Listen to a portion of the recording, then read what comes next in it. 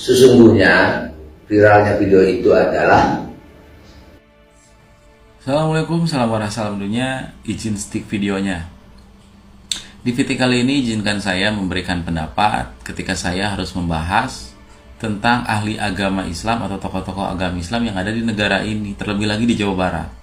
Dan sebelumnya untuk Bapak Ustadz Aceh, mohon maaf, bukannya saya ingin mengajarkan ikan berenang atau mengajarkan burung terbang, tetapi ini hanya saling mengingatkan sesama manusia dan sesama umat beragama. Karena kebetulan kita beragama yang sama. Dan mudah-mudahan ini dijadikan contoh untuk para tokoh agama yang lain, ahli agama yang lainnya. Jangan sampai isi-isi dari ceramahnya, tausiahnya, ketika membahas seseorang, membahas orang lain, terlebih lagi memasukkan dunia politik di dalam pembahasan agamanya, dengan menggunakan bahasa-bahasa yang tidak pantas. Bahasa gordes, gorwok desa. Bahasa yang kasar, menyinggung orang lain, menghina orang lain, bahkan menghina agama lain. Dan itu sudah sering terjadi loh. Betul tidak? Banyak sekali yang disebut tokoh agama, ahli agama, pada saat berceramah di depan umatnya, di depan jemaahnya, menggunakan bahasa yang tidak pantas.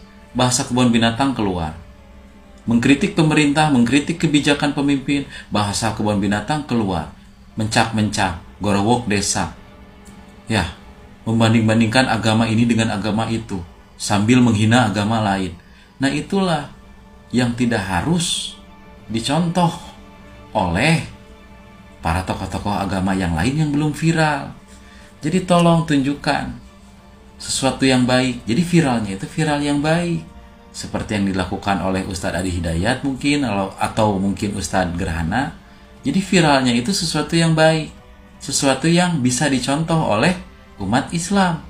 Bahkan sesuatu yang bisa dicontoh, didengarkan oleh umat non-Islam. Ketika umat non-Islam mendengarkan isi ceramahnya, karena isi ceramahnya berkualitas, mungkin akan membuat mereka damai, sejuk hatinya, dan mungkin bisa tertarik dengan ajaran agama Islam. Tetapi beda halnya ketika kalian berceramah, isinya mencak-mencak, maki-maki, menghina, merendahkan. Siapa yang akan tertarik? Karena kami di sini ingin belajar agama, bukan belajar menjadi jagoan. Ya, ketika saya ingin belajar agama Islam yang baik, ajaran-ajaran agama Islam yang baik, maka saya harus mencari guru, ahli agama Islam, tokoh agama Islam untuk dijadikan guru. Ya, dan saya tidak harus mencari Bibilung, mencari Siyoko, mencari Hakim Rodamas, karena mereka ahli bela diri. Ketika saya ingin menjadi jagoan, ingin menjadi jawara, mungkin saya akan mencari Hakim Rodamas. Tetapi ketika saya ingin menjadi orang yang lebih baik lagi, kehidupan saya ingin kembali ke kehidupan yang benar, kembali ke jalan yang benar, kembali ke jalan yang lurus, maka saya harus mencari guru.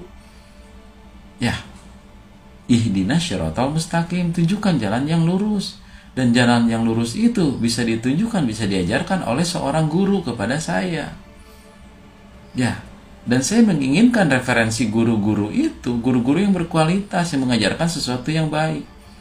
Karena saya yakin, seyakin-yakinnya, apa yang dulu diajarkan oleh Kanjeng Nabi, panutan kita semua, tidak mengajarkan hal-hal yang sekarang sedang viral, yang dilakukan oleh tokoh agama atau ahli agama Islam. Apakah Kanjeng Nabi mengajarkan sesuatu seperti itu? Maki-maki, menghina, menggunakan bahasa kasar pada saat Nabi harus menasehati sahabatnya, menasehati umatnya, kan tidak pernah. Apakah Nabi berperilaku arogan pada saat berceramah, bertausiah, pada saat mengomentari sesuatu, mengkritik sesuatu? Kan tidak pernah. Tetapi kenapa para penerusnya yang disebut tokoh agama, ahli agama, yang mungkin saya bilang ulama, ustadz, ajengan, habib, kenapa menunjukkan perilaku-perilaku yang di luar yang diajarkan oleh Kanjeng Nabi? Itu yang saya heran dan aneh. Dan yang paling anehnya lagi, yang viral itu sekali lagi lebih banyak yang anehnya daripada yang benernya. Hei kalian para tokoh agama, para ahli-ahli agama Islam yang baik, tunjukkan taring kalian, tunjukkan sesuatu yang baik kepada kami, kepada umat. Ya, kalian jangan diam saja. Masa yang muncul itu orang-orang yang mengajarkan yang tidak baik? Kalian pada kemana? Saya yakin kalian banyak. Di kampung-kampung, di desa-desa banyak. Ayo kalian keluar, berceramah, bertausiah lewat media sosial, agar orang-orang seperti saya yang ingin bertobat bisa mendapatkan banyak referensi orang mana saja, daerah mana saja yang pantas saya jadikan guru. Ya, agar kehidupan saya kembali ke kehidupan yang benar, kembali ke jalan yang lurus, kembali ke jalan yang benar. Saya harus mendapatkan referensi yang banyak. Ya, ayo pikirkan nasib orang-orang seperti saya yang ingin tobat. Karena sebajingan-bajingan saya atau orang-orang seperti saya, cita-citanya semuanya sama, sederhana sekali. Ketika suatu saat nanti harus kembali ke rahmatullah, harus meninggal, kami ingin meninggal dalam keadaan husnul khotimah, bukan husnul holiday. Jadi ketika kami besok lusa ingin bertobat, lalu di media sosial banyak menampilkan referensi guru-guru yang berkualitas, guru-guru yang mengajarkan sesuatu yang baik tentang agama Islam, tentang ajaran-ajaran agama Islam, itu bisa memudahkan kami untuk belajar. Ketika disuguhkannya seorang guru yang menurut saya ini tidak pantas menjadi seorang guru, tetapi itu yang banyak dimunculkan, itu yang viral, saya menjadi kebingungan. Siapa yang pantas saya jadikan guru ketika banyak sekali yang viralnya yang tidak baik? Jadi sekali lagi, bukannya saya ingin mengajarkan ikan berenang, tetapi tolong ketika kalian dinobatkan menjadi ahli agama, tokoh agama oleh masyarakat, maka tunjukkan perilaku yang baik, ceramah yang berkualitas. Ya, ketika kalian menasehati orang lain, jangankan menasehati mengkritik pemerintah atau para pejabat, menasehati orang-orang seperti saya ketika kalian menggunakan bahasa yang tidak baik, terlebih lagi merendahkan saya, menghina saya, gara-gara kelakuan saya yang tidak baik, maka apakah saya akan tertarik mengikuti ajaran kalian? Apakah saya akan tertarik menjadikan kalian guru? Tidak. Ya, jadi tunjukkan dulu oleh sikap kalian, perilaku kalian. Orang-orang dulu mengikuti ajaran Kanjeng Nabi itu bukan karena tertarik dengan isi ceramahnya, tetapi tertarik dengan perilakunya. Perilaku yang ditunjukkan oleh Kanjeng Nabi itulah yang sangat menarik. Kenapa Kanjeng Nabi tidak emosian ketika dihina orang lain? Ya, kalian, para ulama, para ustadz, para habib, di dalam ceramahnya sering berkata, hei kalian umat Islam, jadikanlah sabar sebagai penolong kalian ketika kalian sedang diuji oleh Tuhan, diuji oleh Allah. Terlebih lagi ketika kalian mendapatkan hinaan, cacian dari orang lain.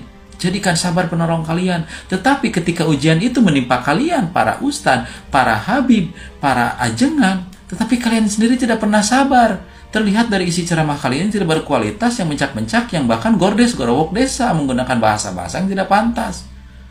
Kan bingung, ya. Kami dinasehati, sedangkan kalian sendiri tidak bisa melakukan apa yang kalian nasihati kepada kami. Kan bingung.